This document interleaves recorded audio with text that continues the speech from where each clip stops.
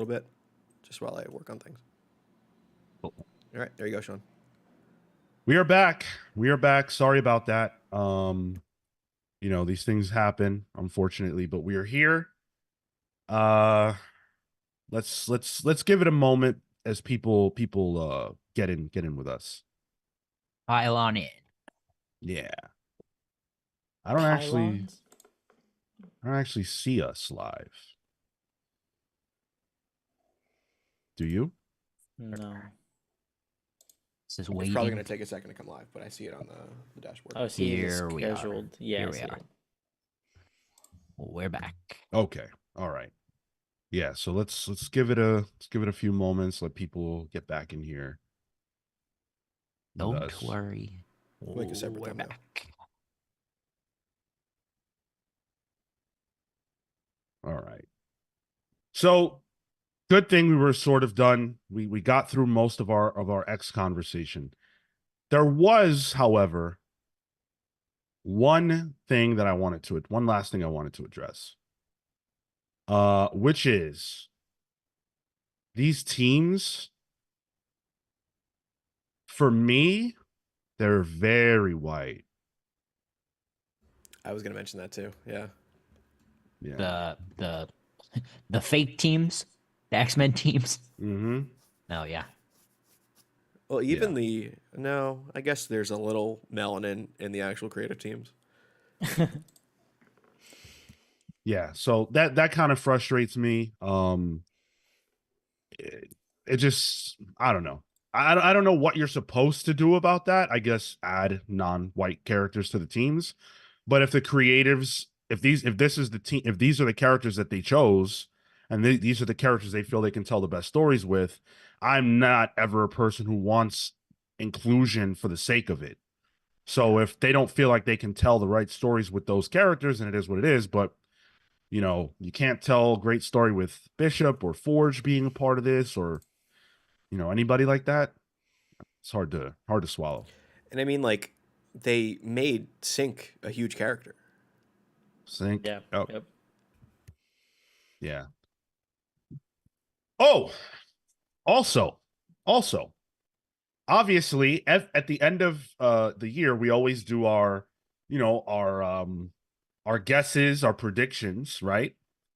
And I mean, look, it was hotly debated at the time Cha-ching. whether or not Gail Simone would be a part of this, and she is. So is that official? Are we officially saying that Tyler does not get a point, and that the rest of us three do? I'm just saying, I like to play predictions a little more entertaining. I like to entertain. I like to go against the grain a bit. Hey, listen, that's fine. You still lose a point. All right. So that is, if we are all on board with that and that's resolved, then I'm sorry, Tyler. She's doing uncanny. Like, that's as much as you can do. Yeah. Like, Uncanny X-Men is the title. Like, even more so than X-Men. So, too bad. Yeah. Exactly. Dan says, there you go, interjecting social commentary into a comic book created as a social commentary. Well, the OG X-Men were white as hell too, so I guess this is actually rubber banding, and I can't complain. What do you mean? They had a guy made of ice. That's right. Oh, man. Beast All right. wasn't even blue at the time. Right. Just a big sweaty dude. Yep. Beast was a regular ass dude. All right, we've got a lot more show to do. Some more X talk coming also. Don't even worry. Yeah. Lots more to come. Thank you guys for hanging out with us. Sorry about the little issue earlier, but we're going to roll right along, and we want to thank you. We want to thank you for being a part of this. This podcast is supported by you all. You all are the people that make this possible with your views, your comments, your attention, but also your support, your dollar support. So patreon.com is the absolute best way to support your boys if you like what we do.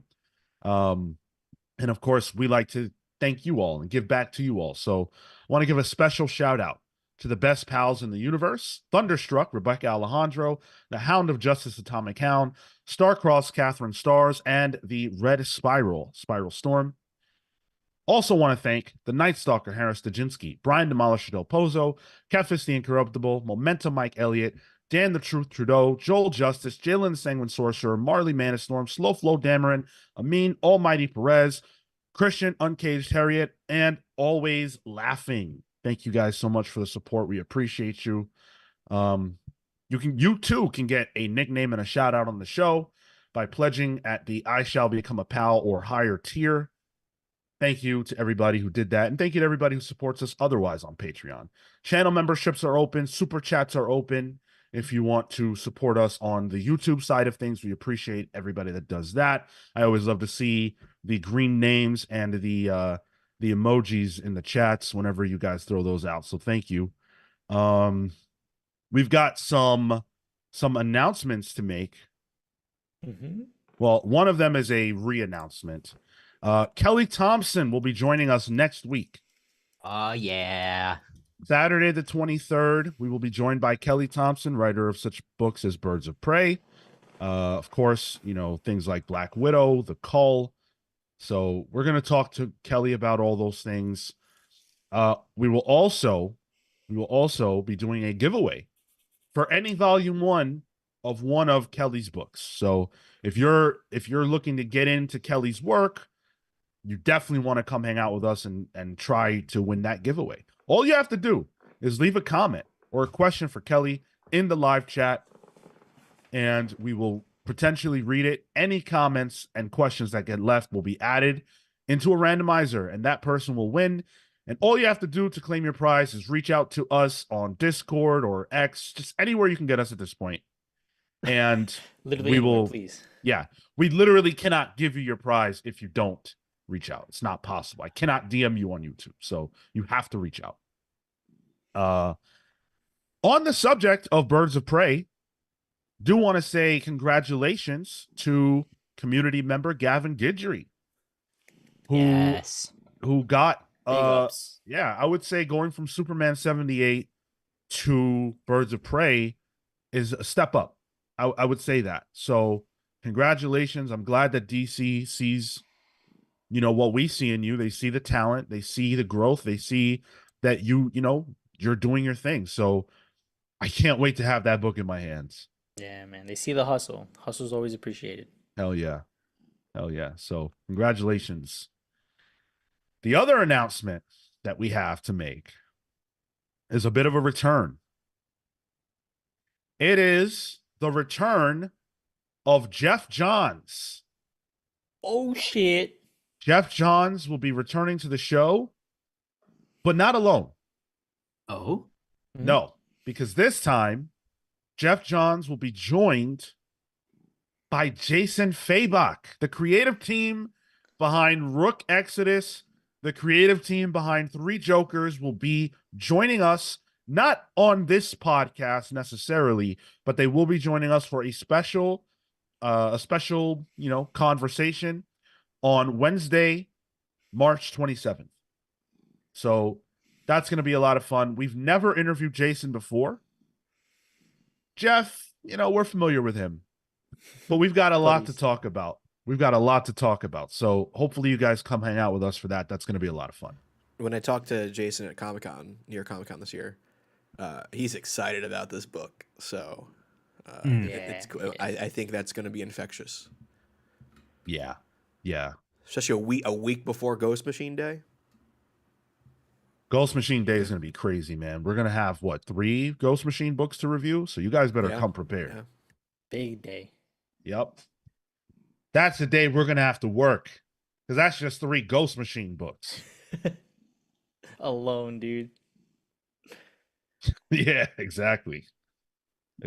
So that's going to be a lot of fun. Make sure you mark your calendar. We want to see you there. Come out and support and be a part of that.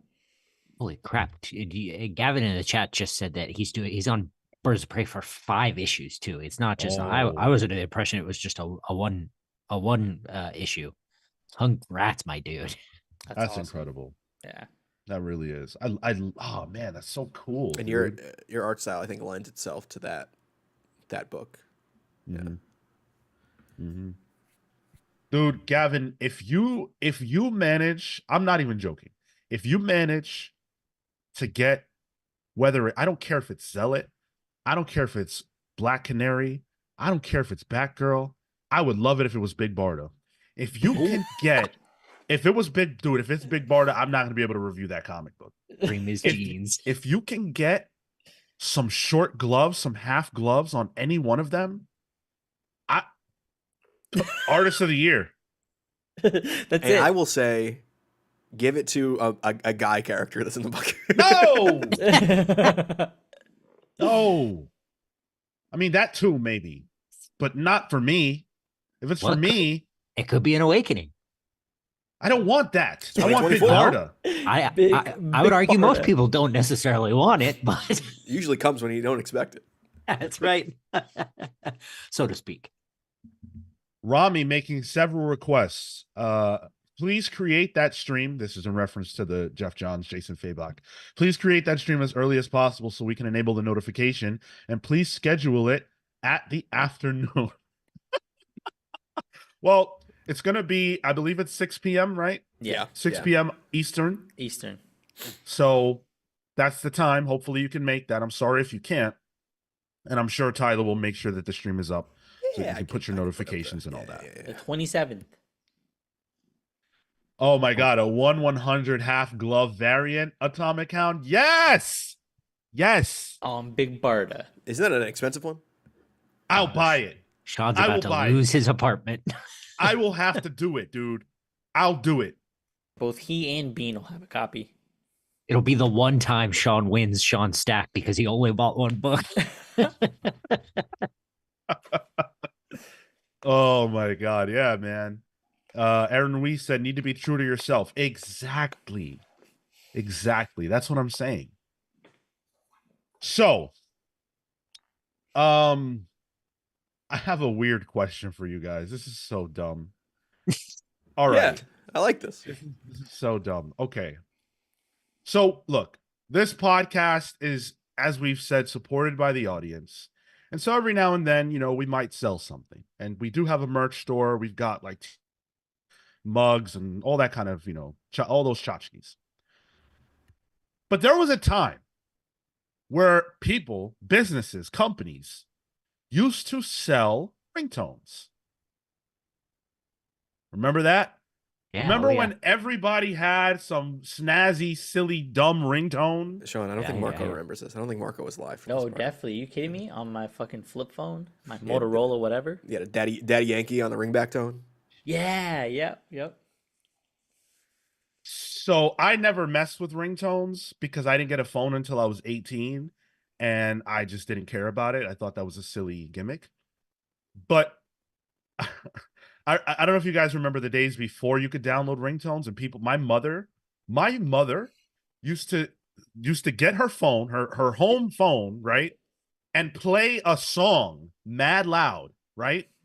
And then record herself like, oh, this is so-and-so, you missed me. If you want to talk to me, call me back, with fucking, some R&B artist in the background, Some Luther Vandross. No, more like R. Kelly, but I don't want to say that. But like, so those were the days. I liked that. I didn't like the ringtone era as much. But my question is, if we were going to sell a ringtone, because obviously we're not selling ringtones, no one buys that anymore. But if we were going to sell a ringtone, what would our ringtone be? A Comics Pals ringtone. It would be Cale saying, "What's up, hot dog?" That'd be like an alert tone. Ooh, and then that's Earwolf will reach out to us. That could be, yeah. Okay. We might get sued for that one, but it'd be a good text tone. Yeah. Ding. What's up, hot dog? That's good. A minute-long ringtone that is just Marco vamping. Stumbling It's through. Marco's Rambling. minute. Yeah. That would be a good use of AI, actually. Oh my God. It's new for every dude. person. And then there would be Yeah, a yeah. ringtone. There would be a ringtone of me saying, "Oh shit, guys, the stream is down." And then fumbling and keyboard sounds. Yeah. Well, That I'm very intrigued. What ringtone would we have? What would I do? I don't know. Y'all had a theme song. Those were dark days, dude. I don't think anybody would want. Oh Dude, yeah, we don't use that anymore. Hell, fucking No, man. I use it sometimes for the Used it for outro for years. stuff. It's still in the videos, guys. It exists, but not all of them. Oh, really? I split the audio out. Well, then We we don't had have a to talk different. about that on air. I just didn't know. Yeah, no, I don't think anyone would want to purchase a ringtone of our old theme song. But I know one person that would. who? Paul, listener Paul. Paul, is it Paul S1668? My man loves that ringtone. Loves that song. serious? Yeah. Just remember he told us once that he was working his way through our back catalog, and the opening theme was driving his wife insane. So Paul, don't you worry. We're making a ringtone for you. Just for you. And Oh if you my god! stick through the dude. ones that are not live videos at the end, usually that thing is still there. So Unbelievable. Sean just does the patron names. He goes through the list of all the superhero names. Or Sean's could be it helps us out a lot more than it costs you. Yeah. Yeah. it's just Sean gooning over half gloves. It's the every contact picture. It's not so much a ringtone as much as it's a mini virus. It changes every contact picture to the Sean surprise picture. So it doesn't matter who shows up. All of your apps. Oh my god, dude. Aaron Ruiz says the starting soon music is kind of nice. Okay. Thank you, royalty-free music. Atomic Count says it would be Sean saying Marco's always wrong. I don't say Marco's always wrong, but I definitely do say Marco is Wrong quite frequently. A bit. Yeah. Yeah. It's up there, with hello and good morning. Mine would be Sean flipping out about something like figuring out they never answered who killed Barry Allen's mom. Yeah. Sean, can I ask you a question? Yeah. What prompted this? Oh. Like I haven't thought about ringtones in forever. Word. Yeah. I sort of don't even want to answer that. But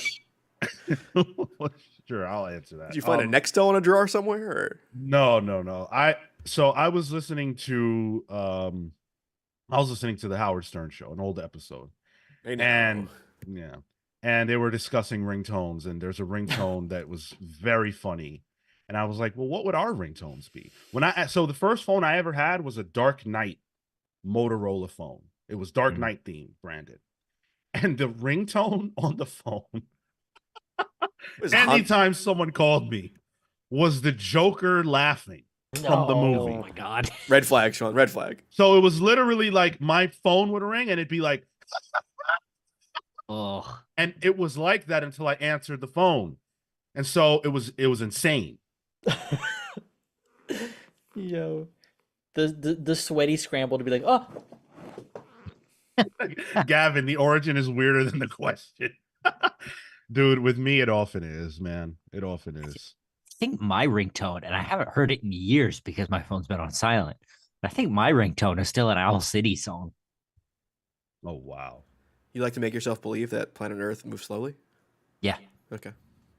All right. Enough ringtone talk. Sorry for the diversion. I just really wanted to talk about that. So, But look out for ringtones in the PAL store. That's coming right. soon. Coming soon. we have it coming soon. I do have the capability, so. All right. Let's jump into the news. So, a couple weeks ago, we got Ultimate X-Men #1. And of course, by Peach Momoko. That was radical. That was revolutionary. For some, in a bad way, in that it was too far in another direction. The other direction of being unrecognizable. So Peach responded to that criticism. She took to Facebook well, her manager took to Facebook to drop a comment that was written or dictated to him by Peach. So this is what it is. Peach's Ultimate X-Men issue 1 released a few days ago. She has been working super hard. And the editors and Zach Davison have been working hard with Peach's script and story and the tight deadline too. Peach is researching more about the X-Men to show respect, but also making sure she still has a unique idea. We are also actually having to do less traveling to shows because of the tight monthly deadlines. Been seeing a lot of positive feedback, which we are relieved and making us confident. We also see some hate, which we understand and are cool about it too. Peach's art and story direction isn't for everyone. We understand, but it really questions me when we see people say this isn't X-Men. I don't think an X-Men book always needed the main popular characters. True, we don't have a big team yet. It is only issue 1. We are in the process of building. We thought the theme of X-Men was about young kids that are seen as outsiders trying to navigate life, then build up to all those drama and battles. We think we are on the right direction with the story and will be true to Peach's voice. It might be slow. It might not be superhero-style battles. They might not be wearing suits, but they are mutants, and eventually there will be a team. So I hope everyone that read it, like it or not, gives us a chance and enjoy a different vision of the X-Men. Okay. How do you guys feel about that as a response to the criticism? I like it. It's tempered, measured. There's an understanding that, and I think confidence that comes through that, you know, I'm putting out the work that I feel like I need to put out, and you can take it or leave it, and we'll see where we are at the end of this. Because I think what Peach is saying here, she like give her the respect to prove herself on this. I think it's a fine response to it, but also like she didn't need to do this. Like it's a good book. Like I don't feel like I feel like it's bad to, as fans, to expect creators to respond to artistic criticism. It's not like she did anything bad, you know, that she needs to respond to. I don't think anybody was expecting this response. Sure. Well, I'm sure some of the louder people on you know, some sides. I sort of feel like it's kind of her style, maybe even like her personal feelings about sort of the way she people respond to her stuff, you know, because if you remember, she when there was that big fight or whatever about people wanting her work so much, she got really upset. She, you know, put out a statement. I think she just wants a chance to sort of explain herself and, you know, ask for patience. I think it's fair. And I think we said, you know, even on the show, it's just like what is there is good, but at issue 1, it just didn't look like the X-Men. That's not to say it wouldn't. Right. So I think it's a fair statement. Yeah. I sort of feel like just do your book. Just do your book. Like you're not convinced. She can't convince me that this is for me. Not certainly not through words. Only through the book. And the first issue was very good, but it doesn't feel like X-Men. And yes, I know that Armor's a mutant. And yes, she apparently is dealing with the Shadow King, who is a mutant enemy. And yes, the next issue will introduce Maystorm, who is a mutant. But you can't be surprised, right, by the fact that people are not over the moon about something so radically different. That's not a surprise. So it's something so singular for a team book. Something so sort of singular and short. It felt short for what we got. I'm not saying it's a bad thing necessarily, just that it didn't go toward a team book. Yeah. It'll get there, I'm sure. Yeah. Go ahead, Tyler. Oh, nothing. I was looking at my cat. He scratched at my legs. Yeah. Peach Cook. For those people who loved Ultimate X-Men, clearly everything that Peach is doing is working, and that's great. Someone asked me in our Discord server if I would continue to read this series if it wasn't called Ultimate X-Men, and my answer was no. Manga's not for me. And this is not literally a manga, but it feels a lot like one. And it's not my vibe. So good for those who it's good for. I wanted to also briefly touch on, since we're on the X-Men subject, I wanted to briefly touch on the fact that X-Men 97 is dropping this week. Ooh. Yeah. Yeah, March 20th, I believe it comes out. Oh, shit. Yeah, that's this week. Yeah. Are you guys looking forward to that? Yeah. Yeah. Yeah. Like the same kind of yes, Cale, I think.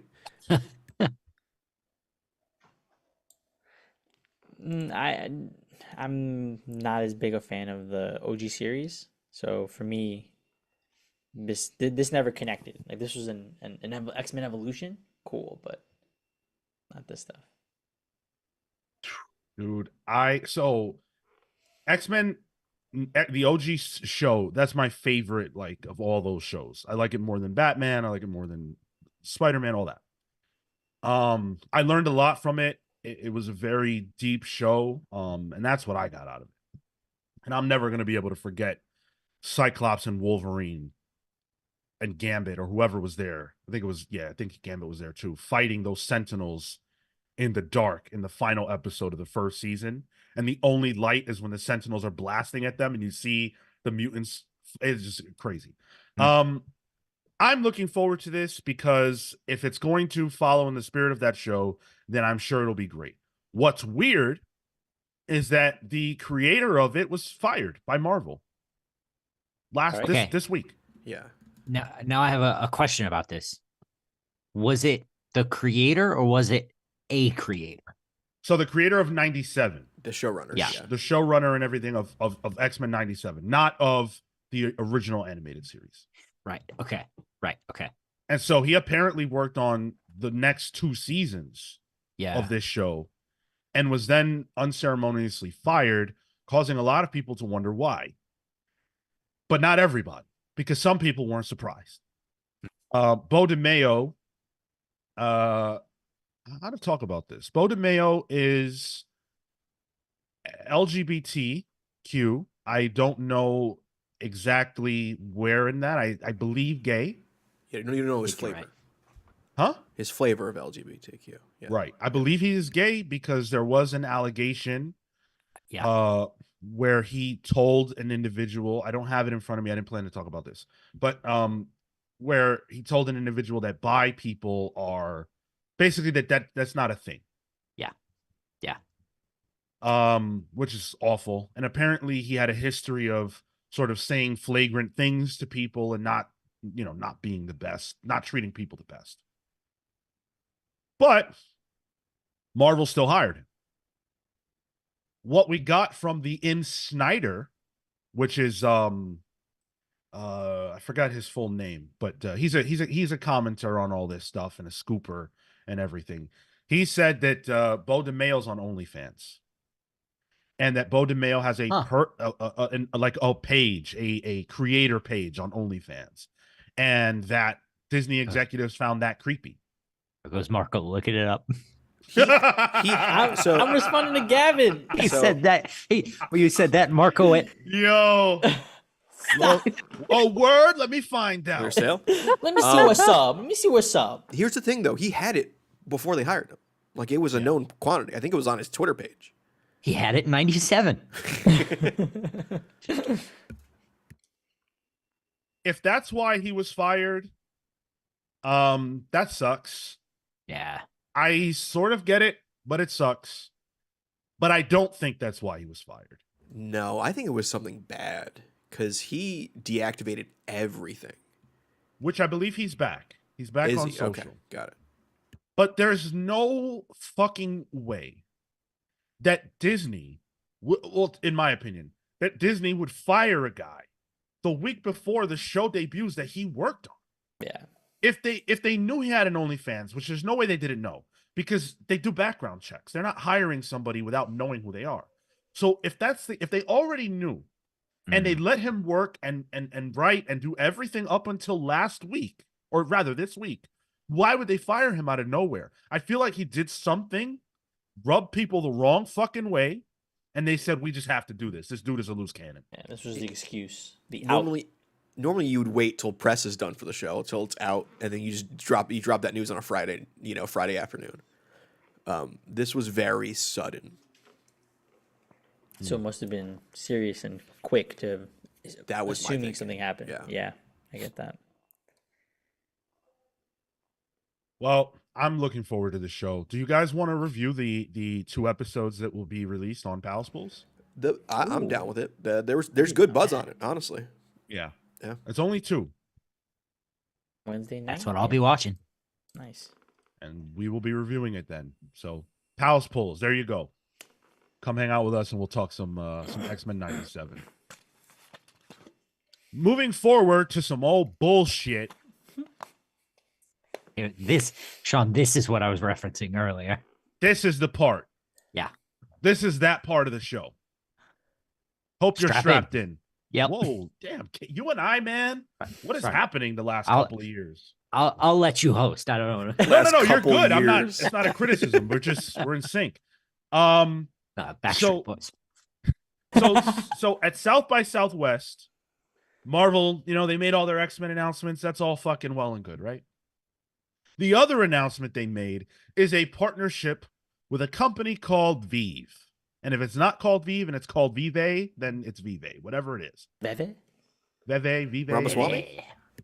I'm going with VeVe. And if someone's going to correct me, correct me. So VeVe is essentially a digital platform that deals with everybody's favorite NFTs. Oh. And, digital consumerism collectible shit. Well, they are now spinning off into comics. And so the way that this was presented was that VeVe and Marvel would be partnering up to provide readers with an alternative digital platform to read comics. But why would Marvel want to do that? Marvel has Marvel Unlimited. They don't need a partner for digital comics. That's kind of weird, right? Well, here are the things that they weren't as excited to say at this press event. Day and date. I don't know if it's everything. I don't know if it's every single book, but day and date for at least some amount of the books. Wait, really? Yes. Day and date. Physical release, digital release. I mean, that's what digital comics is, though, right? Yeah. Okay. Also, you can buy the digital version,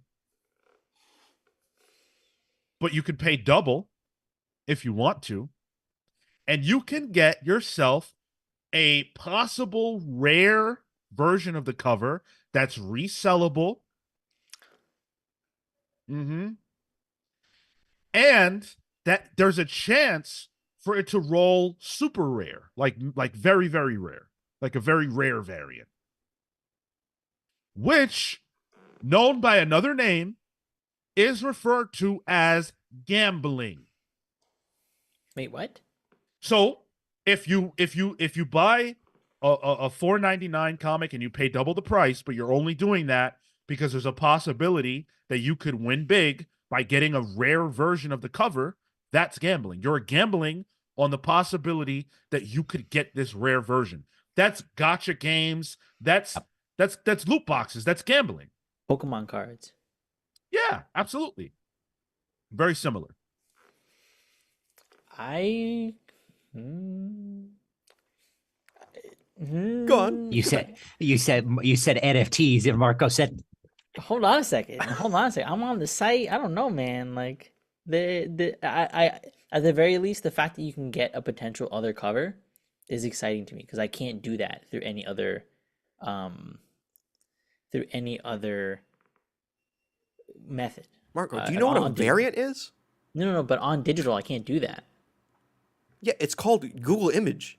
Right click, save as. Dude. But it'd be cool to have the book with that cover. What do you mean by have? Like, well, to own getting to some suckered in. degree. You don't own it. Yeah, as soon as this platform goes down, that shit's gone. Fuck, you're right. Yeah, you lose your iPad, it's toast, man. Like, Here's direct from them. The limited edition NFT versions are available in various rarity levels, each with a unique edition number. These NFTs, minted on the Ethereum scaling network, Immutable X, can also be resold on the VeVe marketplace, including up to 5 different comic book covers, and can be read in an augmented reality experience on the VeVe app. The limited edition comics are about $3 more expensive on average than the standard digital versions, which are not tokenized as NFTs. Oh. So they don't even become tokens? Not the regular versions. So if you buy a standard comic, it's just digital to be read. If you buy the upgraded version, you can view it in VR. Not VR, I'm sorry. Augmented reality AR. And you can also high roll and get a, super rare variant. Gotcha. Which is an NFT. I like how on the announcement image is Liefeld's Deadpool Batter Blood, because that is one that is obviously going to be on that platform. I'm livid. I'm truly livid by this, because the comics community has been clear, I feel, about 2 things. We don't want NFTs and we don't want AI. So why is it that Marvel is partnering with a company that does NFTs and allowing this into the space? This is not going to stop here. If this is successful, which it very well may be because people are dumb, I guarantee you that VeVe will seek out DC. if they aren't already. Yeah, and if it's successful, DC's going to say yes. And if DC joins ship, then this is what it is. This is the future of comics. Go on Twitter right now. Look at Jim Lee, who's head of DC. What is his position? Is he editor-in-chief, chief creative? Yeah. High out. His icon is an NFT. So, like, he's not against it. But they're doing it already. DC already does it. They have their NFT, their whole NFT character series. things, They have those tokens. So I don't see, this feels like a competitor to that. But rather than Marvel doing what DC did directly, they're going through a third party. Right. But DC's doesn't do high roll variants and things like that. No, but you get loot boxes in the emails if you want. So they have those kinds of things, but they don't have this specifically. Yeah. I think this specifically is something that DC would love to get their hands on. But they can just so build that it works. But VeVe already does it. But I mean, you're just making a loot box at that point. Like you can just add variant. Like that doesn't feel like a lot of lift to duplicate on DC's end. Okay, that's semantics. I don't care. If DC decides they're going to do that too, this is the wave of the future for the industry. That's what I'm saying. Okay. So that sucks. That's garbage. That's taking what already is a problem in comics, which is the fact that stores get suckered into buying copies just to have these more exclusive variants that people then headhunt for, and it's bringing it to the digital space. This is garbage. I'm ashamed of Marvel for getting involved with this, especially because, am I crazy, or is NFT isn't that dying anyway? Bitcoin is resurging right now, so it's not it's fully dead. Yeah, like stuff like that. People want to buy more now. It's funny. I think there was like AI or NFT discussion in a different panel at South by Southwest, and the crowd openly booed and drowned out the presenter's voice. Yeah. Damn. Yeah, it's awful. It's awful. Amin says, at least in their defense, this is actual art and not a monkey smoking Zaza. Yeah, but it's not. It's digital, right? It's the same concept. It feels like the lesson that the companies learned is that because they know collectors are the thing that hold down the industry. If they move into a digital space, they have to replicate that because the same type of buying habit of buying for a collectible is what is actually enticing in comics. Hmm. So they're applying that logic to this because that's It's the only Funko thing they know. Pops. That's why there's a Funko Pop of everything. People like collecting stuff. You know, Funko Right. does their own digital, collection as well. But they think that it feels like they think that the comics going audience in physical is going to match their digital, and they're going to see a resurgence because they're making this collectible, or they're going to see growth, right? Because they haven't, the market's so small for digital. How do you penetrate? Well, it works here for physical. Maybe it's the same person on digital. And that seems like a strange thought for them to have, because their own data shows that the audience doesn't want digital comics. That a NFT minority, comics. well, no, digital. That a minority of people read comics digitally. Right. So All right. if we're all so gung-ho about physical comics, what makes you think that I'm going to spend my money on your digital NFT bullshit? But that's what I mean. Like, you're not, but they're trying to find the person who might, and that might be a collector, not necessarily because they're in it for reading comics. In the same way that it might be someone getting a new #1, not because they read it, but because they think it might have value down the line. It's that same bullshit that Dandidio said. They whittle down the readers or whatever by genre, by losing genre and then increasing the price. And it doesn't matter if 200 people pay $3 for a comic. If they can get 2 people to pay $600 for a comic, they're still making that money. Gavin says it well. They're more than happy to sell you the same thing multiple times more because it's special at no cost to them. Yep. Yeah. And Oh. hey, go ahead. I was going to change it. You go ahead and say your. And hey, if having a snazzy, Greg Capullo cover on your fucking phone is special to you, go ahead and waste your money. If they gave us Bro, ringtones, I might roll on that ultra rare dude. Man, that's funny because when we started talking about this, I was like, one thing I would really like to do, and it's something I've never gotten to do, is go to a convention with the intention of buying like a page of original art, like Wait, on what? paper that I could frame, and that would fucking rule. I've never gotten to experience that. It sounds like I never fucking will get to. Cole in the chat says I was looking up VeVe, and they've already worked with DC on NFTs. So In the Nice. past? Oh, interesting. Oh, is that Great. the company that they use? That sucks. interesting that this and maybe it's just because it popped up in the chat this week, but interesting that this happened in the same week that the AI discussion at DC has also been rising again in the zeitgeist. Yeah, and I wish we had time to talk about that deeper, but yeah, just this is not where I want the industry to go, and I know that comic book companies have to find ways to make more money, but to me, this is just not it. I'm gonna play Marco's advocate real quick. What if this helps bring money into the industry? For who? That's why I'm playing Marco's advocate. I'm only going surface level. For Marvel. Like, Okay. For who? What do you mean for who? So they can redistribute potentially. Like, maybe that means a better sale. Marco, come on. Redistribute. But like to whatever portion that they get from book sales too, right? Like, surely they still have to operate. They still have to pay stuff. Maybe this means a bit more flexibility on certain things, like from an operational standpoint. You're so naive. I love it. Man, I baited it, trapped it. Dang it.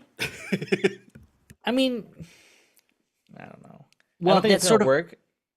Like I think the comic cover variant is an interesting concept, but to attach it to a collectible, I don't know if it makes it that much more valuable. The same way like DC has their NFTs with character cards and stuff like that. Like, these don't feel as enticing. But I'm also somebody who doesn't care about having and keeping an issue or collecting an issue. So I'm It's not not doing true. that.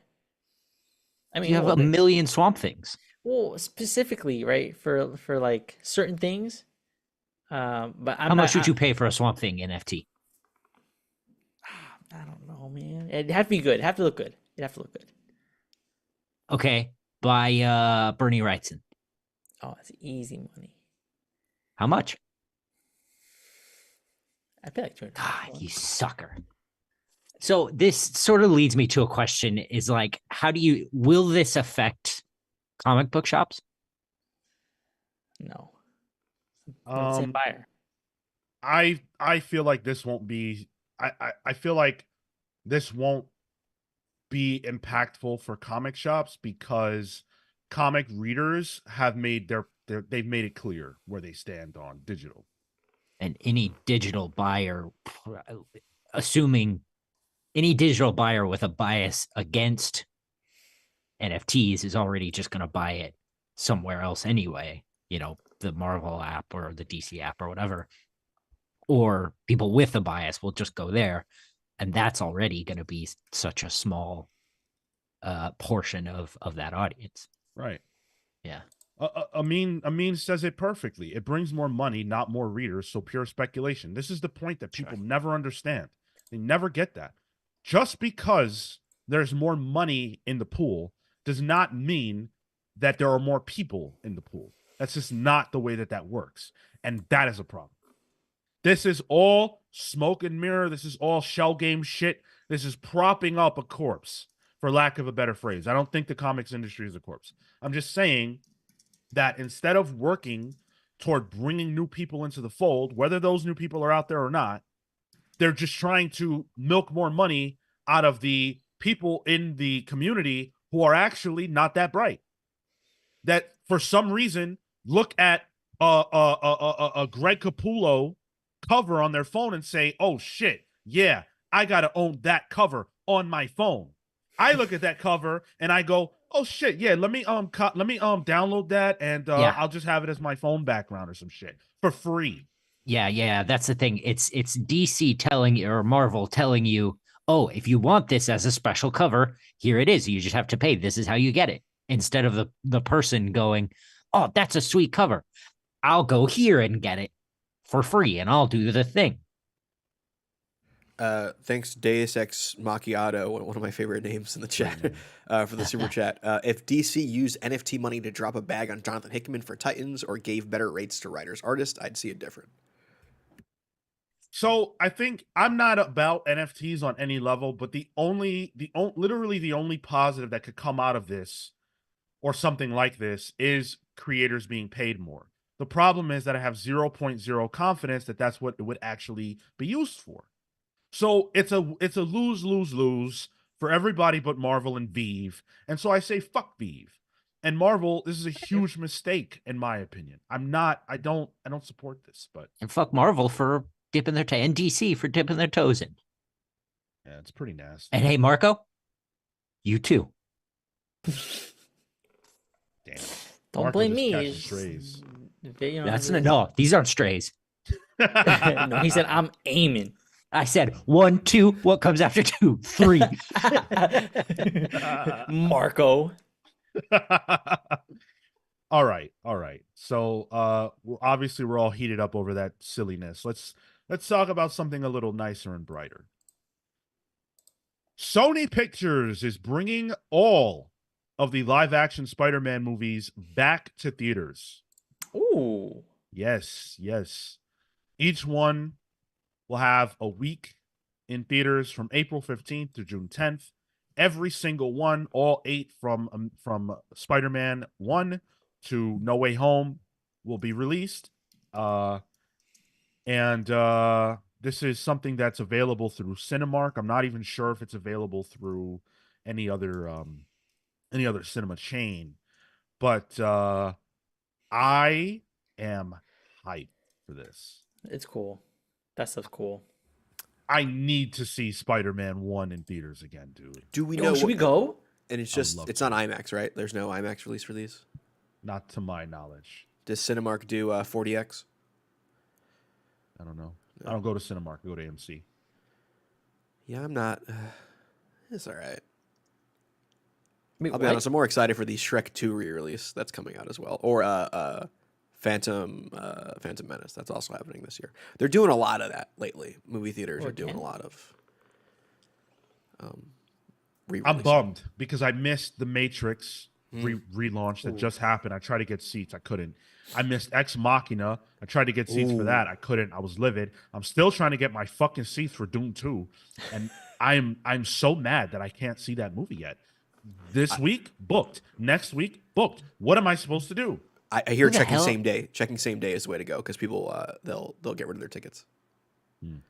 Who the hell is left in New York that's buying these many tickets?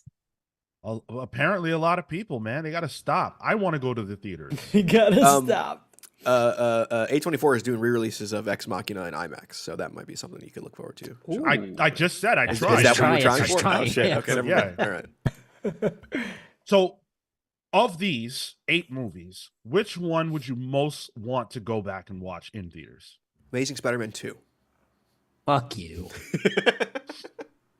No, I think it would, motherfucking everybody today, huh? I think it would be the first one. I think first Spider-Man, first Tobey Spider-Man. I think is the one I would want. 100%.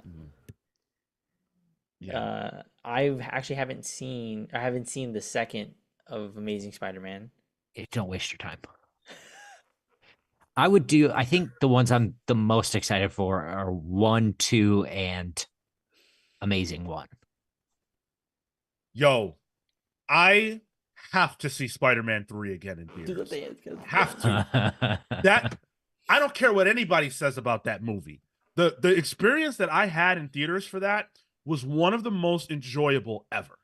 That crowd was locked in. When Emo Peter was dancing in the streets, everybody was having a great time, laughing, bro. Amazing.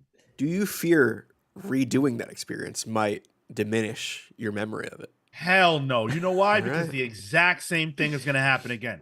There's nobody going to watch Spider-Man 3 in theaters now that doesn't know what it is. So they like it. It's a meme now. So they're they're going to like it. They're going to be my age. They're going to remember the good time they had, and they're going to want to go see it again. I'm in. Yeah, the people who don't want to see that aren't going to see it. Catherine, that is definitely our movie. That is definitely our movie.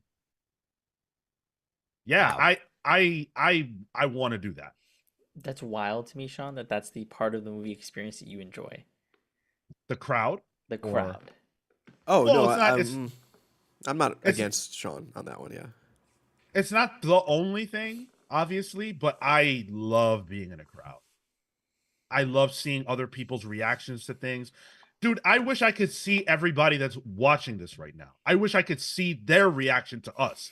I love looking in a crowd and seeing how people are feeling about things.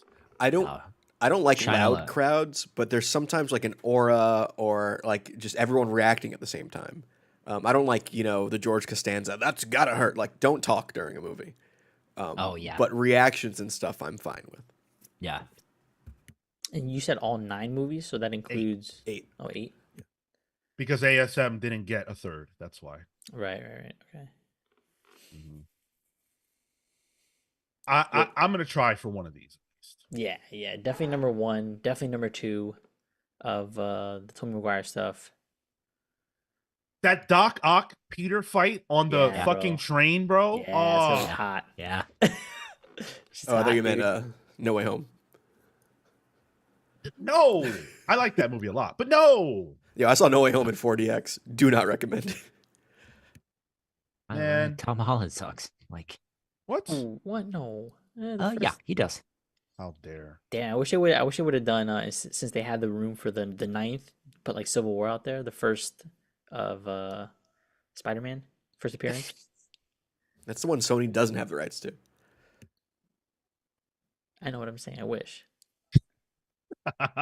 Deus Ex Macchiato with another super chat. Thank you so much, dude. When Yoda pulled the lightsaber out in Clone Wars, the pop was as loud as Cap Yeah. getting the hammer. Yes. Yeah. Oh Yeah. my God, yes. You Yeah. are so right about that. I remember being in that crowd and people lost their shit Yeah. because you dude. never ever saw Yoda get it Yeah. in. And when Yeah. he pulled that Excuse me? out, and my man started zipping and flying around that whole, oh my What are we talking God. about? Oh, Yoda getting it in and pulling it out? bro, when he Whoop. whipped that green, oh my God, man. Even if you say whip that green And he, thing, and, it's still and he not was getting wrong. in Dooku's ass too. Like he Palpatine, thank you.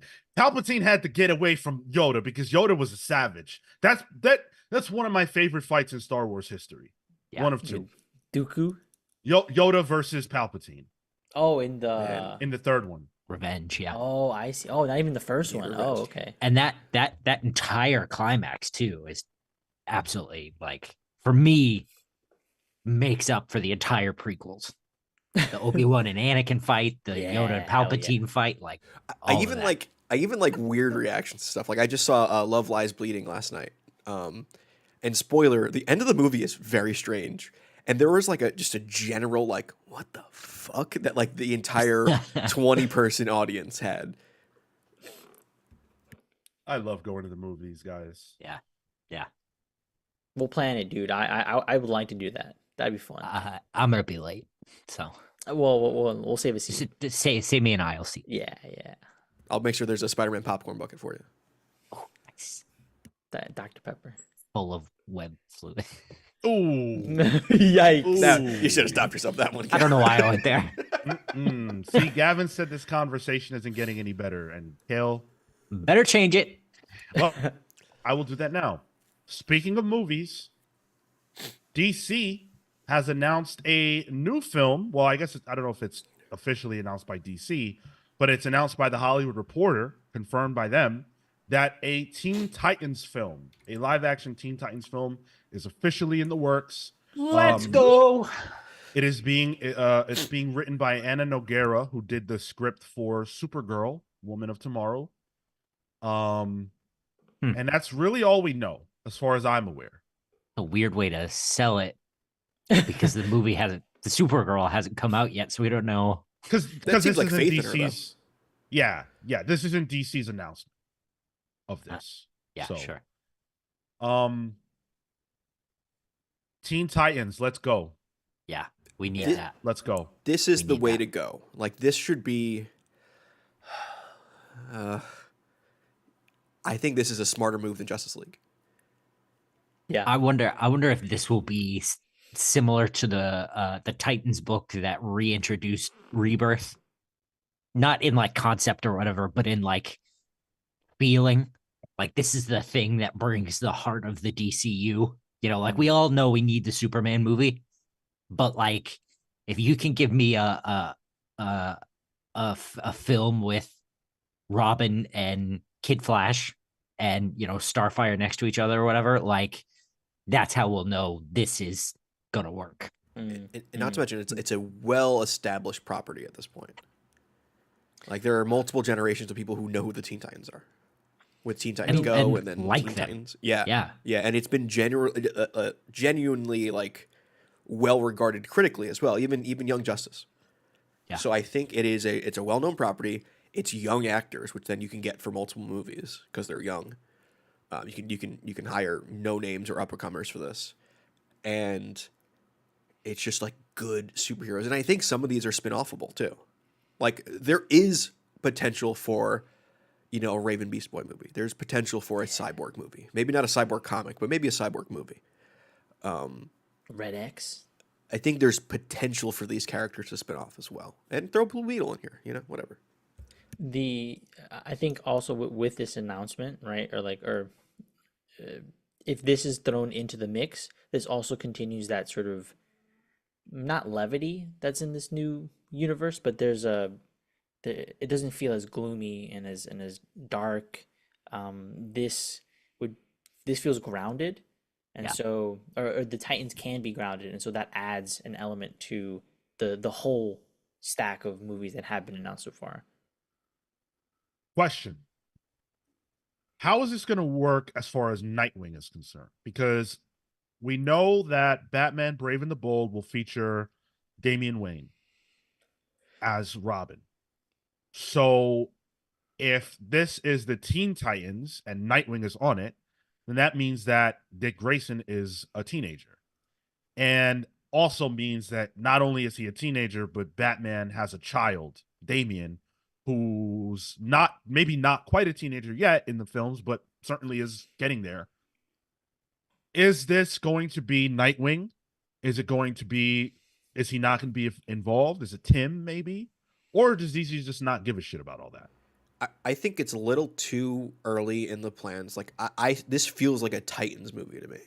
Young adult, not really teen. I know it's saying Teen Titans in the Hollywood Reporter, but if they're doing Nightwing, I don't think you could do Nightwing with Teen Titans. Maybe that's a good premise. Like they're growing out of it. You know, they're trying to figure out what to do next. So it could even be a single movie of they have been the Teen Titans, and now they're like, what do you do? DC's Euphoria with a lot less drugs. Sure. And they need to make Damian like a 10-year-old. Yeah. Damian would have to be young.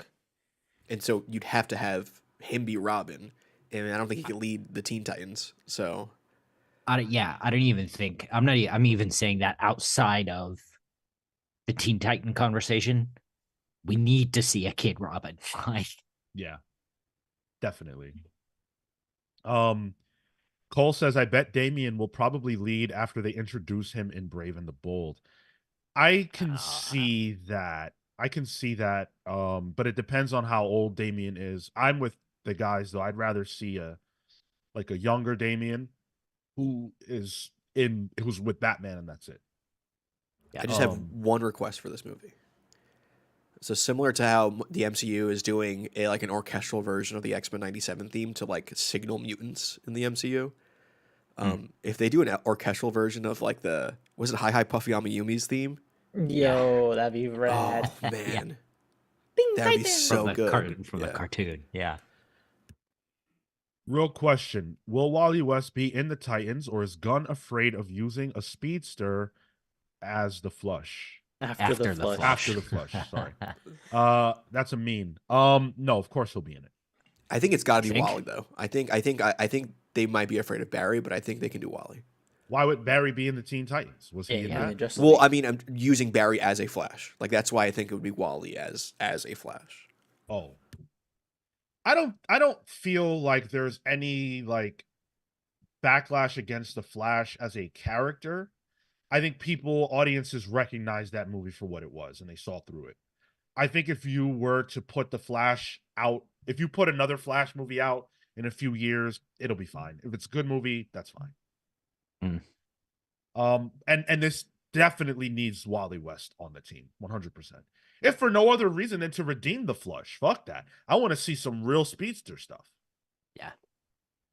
I mean, Impulse could work if you do like timey-wimey stuff. Impulse is Bart Allen. Oh. I don't want to see Impulse unless Superboy and Tim Drake are on the team, and I don't want them to go there yet. Yeah, that's a different generation. Yeah. That's quickly. Ideal team if you have one. I think it would be. Sure. I think it would be good to see the originals. Yeah, I think it would be good to see the originals. I think it would be Roy, Dick, Donna, Aqualad, and fuck it, throw Bumblebee in there. Not friends with Aqualad. He doesn't get his actual name. You don't know him by the first name basis. It's Garth. Yeah. You think you'd do Garth? They wouldn't do the current Aqualad? Oh, they probably would throw some. Just for no, I said Bumblebee. We've got the. What about Starfire? Well, she's not an original. Oh, so you want the OG? Okay, got it. Yeah. Starfire, Beast Boy, Raven, and Cyborg were made for the Teen Titans. In the new Teen Titans era. Kind of like the X-Men, Uncanny X-Men divide. Mm-hmm. I think that would be good because that is probably the only place we'll see those characters. But I think I want to see the originals, and even a little grown up too. I'm not opposed to that. I think you do Teen Titans and add Donna Troy. So, Robin, Raven, Starfire, Cyborg, Beast Boy. Yeah. And And throw Wally. Counter-Troy. Pretty much the lineup that Titans is currently, I think, works. That's what I would like. Young versions of that exact same team. What are we But, talking young? that's- College aged? Freshman, I yeah. would- Yeah. Late I high think- school, early college? Yeah. I'm thinking like Gen V, if you watch that show, like that kind of age, like right into college, right fresh out of high school into college, Yeah. Because then that transition to adulthood works well when you're talking about teen hero into coming into their own as a hero and as a team. Sure. All right. So speaking of the DCU, we learned a little bit more information from our fearless leader, James Gunn, regarding Peacemaker Season 2. That clears up the confusion regarding Peacemaker's continuity. So, of course, James has told us multiple times that the DCU that's impending is a fresh start, but not that fresh. Not everything is being rebooted. Certain aspects, certain characters, certain actors playing characters will be retained. But we've never known the depth of that or, the specifics. So regarding Peacemaker, James Gunn had this to say. Yes, we'll be shooting Superman and Peacemaker simultaneously. Yes, I've written all the episodes. But no, in the interest of getting the show out there, I won't be able to direct them all. Okay, so that's clarification that he won't be directing every episode of Peacemaker. But this is what else was thrown out that really threw me for a fucking loop. And I'm on this. I am on it. Okay? He said this. Season 1 isn't canon. Huh? That includes the tidbit that Peacemaker Season 2 will, quote, take place after the events in Superman, and, quote, many strands from Peacemaker Season 1 will remain consistent, insofar as Peacemaker's story goes. Okay, James Gunn. Okay, so what you're telling me is that the first season of Peacemaker is not canon, but everything that happened to Peacemaker is canon. So if the things that happened to him in the show are canon, but the show's not canon, how is what happened to Peacemaker canon? That's some Steiner math shit. I think what happened at the end of Peacemaker, at the very end, when you see the Justice League, is what screwed him up. Because you see Aquaman, you see Wonder Woman, like you see Snyder's Justice League. And I think had that not happened, this could just remain in the canon of the DCU. Like there's callbacks to stuff, but nobody really shows up, I think because you had Snyderverse characters show up, that's what confused things. It's an executive decision. Cut clean. I don't think that at all. I think James Gunn Well- is being very clear. He's saying season 1 is not canon. So to me, I don't think that's the Justice League part, because you could easily just throw that out the window. Oh, like the He's totality saying of it. season 1. Right. Yeah. It just doesn't exist now. Yeah, except whatever James picks and chooses is still there as it relates to Peacemaker himself. Well, even the side characters, we know that a lot of the side people are returning too. Like Steve Agee is returning. His wife is returning as well. The Eagle, unfortunately, was canceled for some tweets that he posted, so they had to recast. But the Eagle is showing up again. Really? This is bizarre. This is what I'm talking about. Stop talking. This doesn't make any sense. It gets more confusing the more James Gunn talks. This was meant to clarify, and he threw everything out of whack. It's either canon or it's not. I don't see how you can say you're going to pick and choose what's canon when it's the exact same actors and you're saying that elements of the show are canon but not the whole thing. Throw the baby out with the fucking bathwater, dude. But then then you want like the entirety of it to just be different? No, I want all or nothing. I don't see how you can say from a show that anyone can watch and is the precursor season to season 2, you say, yeah, look, some of the things that you saw didn't happen. You saw them, they happened, but they didn't happen. And how am I supposed to know when I watch season 2 what matters from season 1 and what doesn't? That's crazy. Perez says, season 2 about to be called The Peacemaker. Honestly, I hope he does that. That is kind of what Suicide Squad did. It's like, hey, we want some of the pieces here, but we want to have this be a completely new thing. But also Harley Quinn's going to be there. And Yeah, exactly. Captain Yeah. Flag, So pick and don't choose worry. whatever you want. Yeah. Well, if that's in the same universe, then Suicide Squad doesn't exist, right? I just like Right. this is what you get for asking.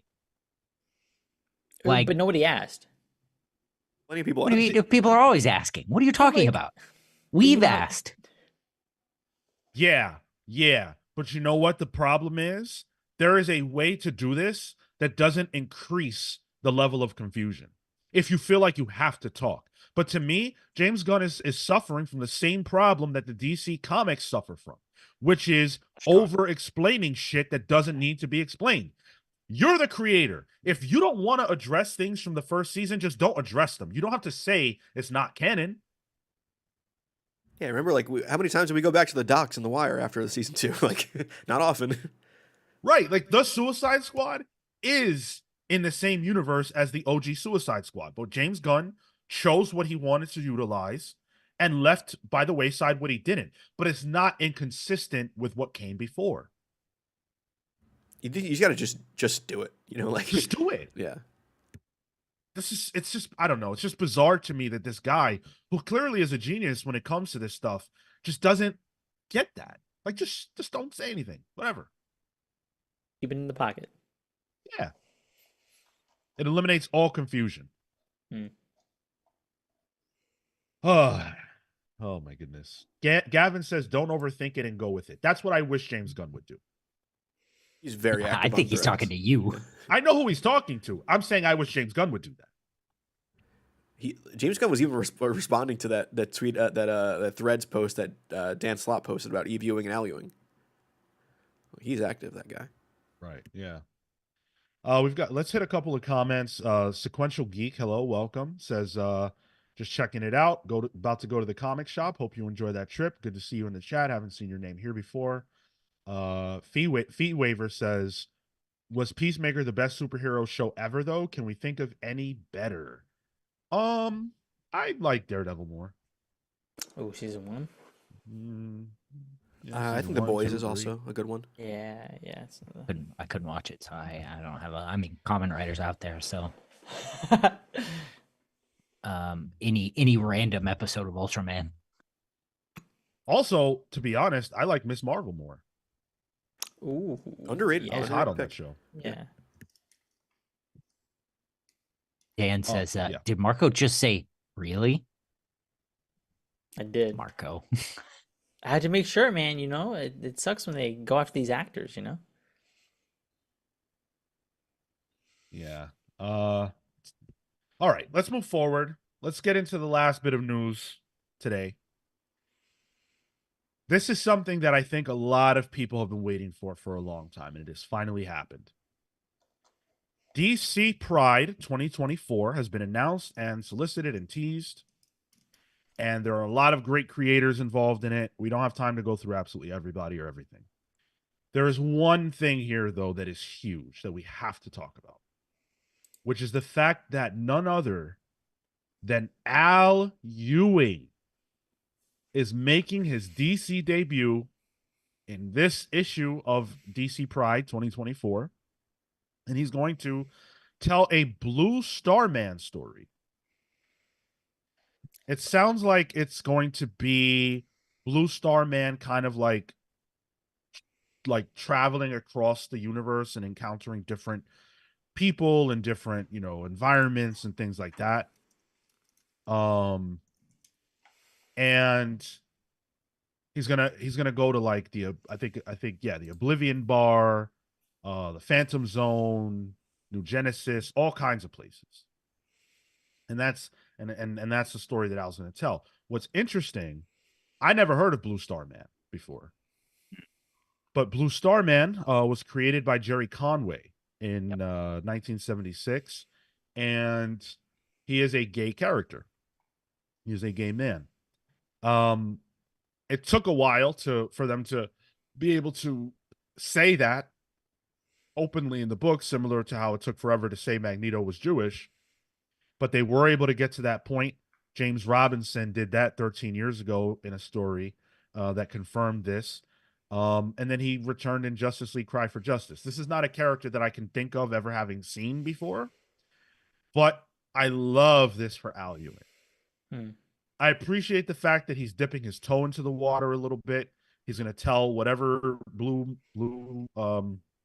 Star Man, I keep wanting to say Blue Marvel, Blue Star Man story he has inside of him to get out. And then if the doors truly open, we're in for some shit. Yeah. That's what I like about this is this feels like a good, hey, we're gonna have him come on, and then from there, the possibilities are endless. Let's give you a taste, and then maybe we can decide after that, like how people respond to it, where maybe they feel like he could potentially jump in on a book. I like this way. We have a super chat from Atomic Hound dropping that $9.99 on us. Gunn trying to emulate DC Comics confused continuity is the most comics thing ever. It totally is. It totally is. And I think it's so funny that, with DC, we've had conversations a lot of times about, the Batman versus, what's his name? Ben Affleck's Batman versus this, and all the continuity things that already were problems. And it's always DC. It's never Marvel. It's never an issue. But thank you so much, Atomic Hound, for the super chat. Really appreciate everybody who's thrown those out today.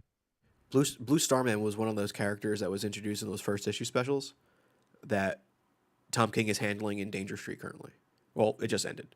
But so Starman is in Danger Street. I think that's the most recent one. But like trying to rehab a character who I guess it was most prominently recently used in Cry for Justice. Daunting task, Mr. Ewing. Yeah, I'm sure he's got some, Yeah. Yeah. You ever read his Defenders run at Marvel? Yeah, a little bit of it. I didn't like it. It's full of weird characters that nobody really has much of a fandom for doing weird outer space stuff. So this is what this is. Cool. I'm happy for Al. I'm excited for what this could lead to. Yeah, for sure. Al Ewing is in. This is his era. This is his era. Al Ewing to me is a top. I might even say top 3 writer right now. Yeah, and it's cool to see his sister getting work at Marvel too. That's nice.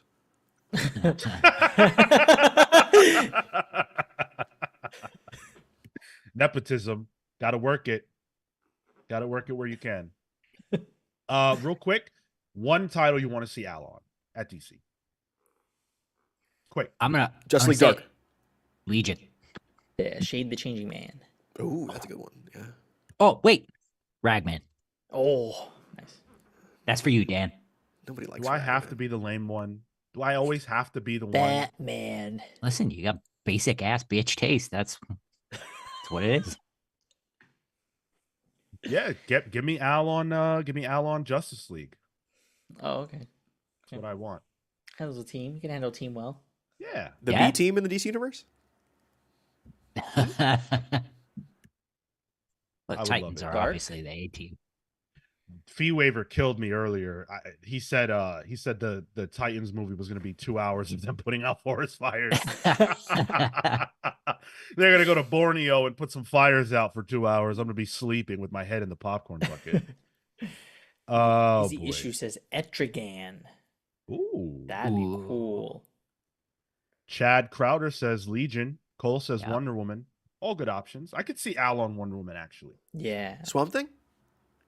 That's a no-brainer, right? I don't know. What? Swamp Thing? Yeah. Oh, I guess, yeah. Okay, yeah, I see it.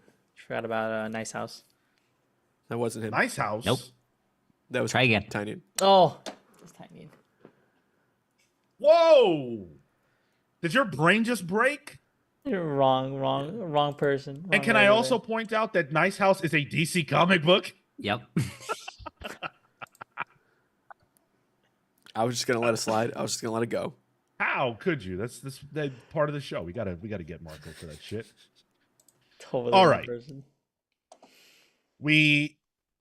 I don't even know if we killed our likes goal because We of did. the. We okay, did. Yeah. great, Yep. great. You guys Absolutely did. did. You did the thing. Thank you so much for that. Appreciate you hanging in there with us for everything. We have one last thing left to do. We are going to spin the wheel, and we're going to play a game for you guys. So we've got a whole bunch of options. We're going to spin the wheel, and hopefully it lands on something juicy. For every category that it could possibly land on, we've got a game ready. So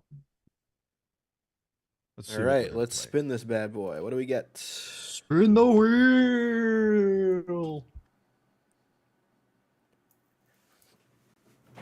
Oh, we got Cale's Comic-Con. Oh, we're doing that again. Oh, that's funny. Nice, cool. Cale, you Uh, ready with that, or I could do one. Yeah, I think. all right? I could always respin if that was too. No. I overwhelming for you. mean, it's a simple concept. Really, any of us could start. But yeah, I have one. So I'm throwing a Comic-Con, and it's very specifically about one certain thing. And if you can bring something to this Comic-Con that is within this umbrella, you are absolutely welcome to my Comic-Con. So essentially, we have to guess characters, and Cale will tell us whether we're invited in with that person or not. And if we're not, that means that that person doesn't fit. We have to figure out The theme. Yeah, the theme of it. Yep. Can I invite Batman? Nope. Okay. I invite the Teenage Mutant Ninja Turtles. Yes. Absolutely. Can I invite the Hulk? Yep. All right. So is the theme green characters? Sure is. Wait. I actually. Marco, do you want to do one? I have one that I can do. I have one as well. Yeah. But that was so Wow. fast. We should definitely do it. Yeah. Nope, that's the end of the show, guys. See you. Bye. Tyler, you want to jump in with yours? I'll do mine. Yeah. So I'm having a Comic-Con, and you let me know who you want to invite to this. Can I invite Wonder Woman? No. Can I invite Daredevil? No. I was thinking I might bring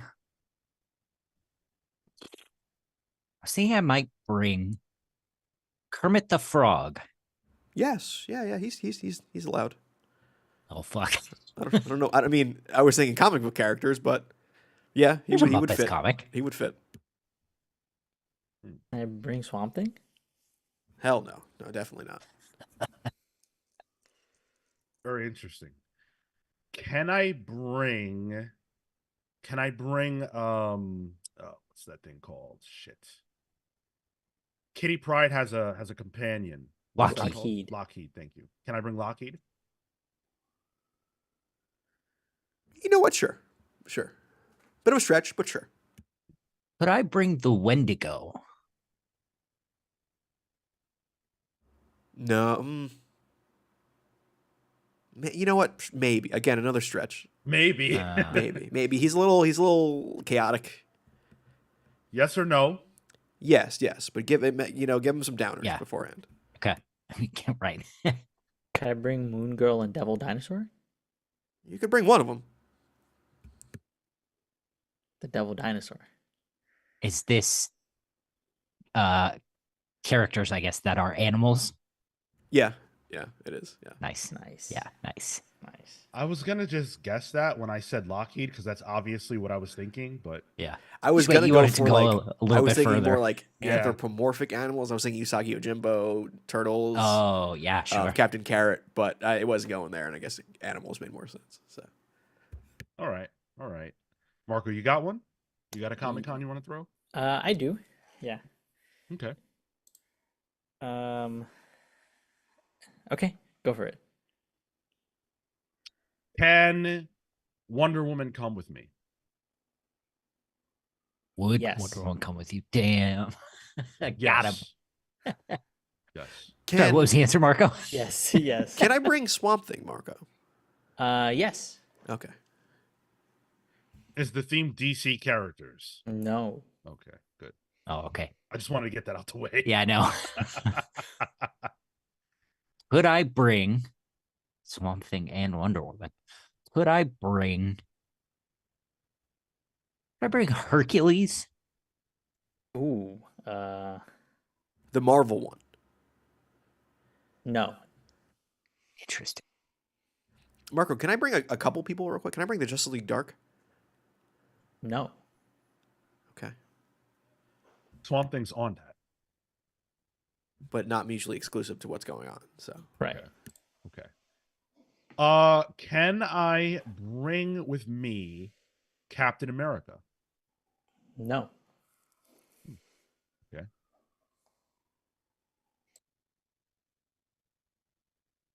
Could I bring Rorschach? No. Damn, what are you working on? could I bring Detective Chimp? Yes. Let me confirm that. Actually, Is the theme of this Marco's favorite characters? no. I have to confirm that. Let me think about it. Yeah, technically, yeah. Can I answer it real quick? I think I got it. Go for Okay. it. Can I bring magic-based characters? No. Fuck. All right. Can I bring Batman? Yes. Easily. Could I bring the Human Target? No. Kill me. It's gonna be a tough one. What the Can I bring Starro? No. You had to think about that though. That was what I was going for. Okay. I'm You guys, thrown. Tyler, I hate this image you used. This- It's the bouncer first time meme. I've You seen know, it. you know the bouncer meme when he lets people No. in. Oh, okay. I think Can I bring Superman? yes. Easily. Another easy one. Can I bring Justice League members? Yeah. I think those questions are Oh, just Well, too sorry, I Oh. meant to say, is it the Justice League? No, it's not the Justice League. I'm gonna give you a hint. It's not a character. It's not based on an individual character. That is by far the worst hint I've ever seen. I feel like literally none of these are based on a We've named multiple characters. That's Well, the no. game. But I mean like you're not gonna find it as categories of characters.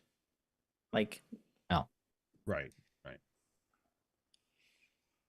Uh, Is it Damn. is it titles that Tom King has worked on? no, but that's sort of the way I want you guys to think. Is it books Ram V has worked on? Ooh, no. Is But it yes, books Marco has read? No. Well, yes, but It's closer. It's a lot more in the direction of what Tyler just said. Are these books that have had Black Label? No. Fuck. Are these? No, that doesn't make any sense. Characters that had books during the New 52? Mm-mm. Why would Rom V make sense for that? Yeah. Man, I'm stumped. I bring Dead Man. No. Yeah, that threw me off now. Damn. Let's each get one more guess, and then Yeah, let's have yeah. Marco reveal. I'll say you have to figure out the writer. So give me more titles so you can figure out what specific characters and try to par down from there. Characters that were written by Scott Snyder?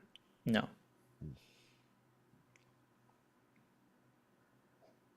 Go ahead. Characters that were written by Grant Morrison? Yes. Whoa. What did they write Detective Chimp in? Oh, Seven Soldiers. Yeah. Yeah. So I was like, hold on a second. I need to double check that one. That was a And good one. Swamp Thing. Grant Yeah, did that was a Swamp good Thing? one. I was sure I was onto something with Tom King. I was Marco, Grant did Swamp positive. Thing. Swamp Thing. He had like in the late hundreds when they first were coming over. That was one of the So first they books had that they wrote. written Swamp Thing proper. Yeah, yeah. Copy. Okay. Found characters that Marco should have read but hasn't yet. Catching up. Oh man, I enjoy that game. I That's enjoy fun. that That was game. fun. It's That's fun. good. It's fun to do. Let us know, chat, if you enjoy the game. And if you've got, hey, if a user wants to, a listener, not a user, if a listener wants to submit a game idea, maybe we'll play it. Maybe we'll play it like a patron, a channel member. You guys want to throw a game our way? We'll give it a go. Why not? If it's a light week, a regular listener. Yeah, a regular listener. You guys are all amazing. Thanks for hanging out with us on this extended episode. Appreciate you guys. Make sure that you are hitting that like button. It helps, even though we've already done the game. It just helps the algorithm. It helps let YouTube know that this is a valuable show to watch. Patreon.com. Thank you to every one of our patrons. We appreciate you guys. You make this possible. If you want to be a supporter, patreon.com/thecomicspals is the best way to do that. YouTube channel members, we appreciate you as well. Click the join button if you want to join that party and get with us on the YouTube side of things. We appreciate everybody that does that. Next Saturday, Kelly Thompson. Kelly Thompson's going to come hang out with us at 1 p.m. Eastern. We're going to be talking to her about all her great books, and we're going to be giving away one of said great books. So if you want to be a part of that giveaway, make sure that you are here next week at 1 p.m. with us. Thursday at 6 p.m. Eastern for Pals Pulls. This week's Pals Pulls is going to be, I think, a lot of fun. We have so many votes already. So many of you have voted. Appreciate the fact that you guys are getting that done. Wonder Woman is still winning. And it is still a landslide. Come on, guys. Yeah. Get it together, people. It's a landslide. At this point, if there is an audience desire for Wonder Woman to not be reviewed, the only way to make that happen is to choose Web of Spider-Man. Which It I think is- the audience desire for more Zeb Wells Spider-Man is not there. Non-existent. Yeah. Yeah. You guys do not like Spider-Man on this channel. So, or at least not what we've been given. So I don't know. I think Wonder Woman's going to win. Wonder Woman is crushing. Yeah. And I no longer want to entertain the conversation about us not reviewing enough indie books, because we just did 3. No, we did 4. We just did 4 on Pals polls. Yeah. And I put 2 in this poll here, and those books are getting completely trounced. Beneath the Trees and the Displaced. 2 of the best books coming out right now. Oh, man, Displaced got displaced, Beneath the Trees got buried beneath the trees. It's just they're not doing too much. That's all it was. Yeah, exactly, Cole. The lesser evil. The lesser evil. Fee Waver says, I want to see you guys debate Magneto versus Superman. Well, if you want to suggest content like that for us to do, there is definitely a way to incentivize us to do that. That's all I'll say. Because we normally don't do that type of thing, but I certainly will for a listener who is locked in and committed to supporting us. In Fee Waver, you know that Superman is not actually made of steel, right? What? Fire, super effective. So, go ahead. Izzy's Issues had a great time hanging out with y'all today. Can't wait for the next stream. Thank you so much for showing up. Don't forget, we do have a Discord that you should join if you want to continue the conversation. There was so much this week that we have talked about in the Discord that hasn't even made it on the show. So if you want to talk about something, Discord is the place to get it talked about. 100%. Absolutely. The next time we will be live with you all is Thursday for Pals Pulls. Get your votes on so that we can know what we're going to be reviewing on that show. Until then, we'll see you in the next one. Take care, guys. See you next week.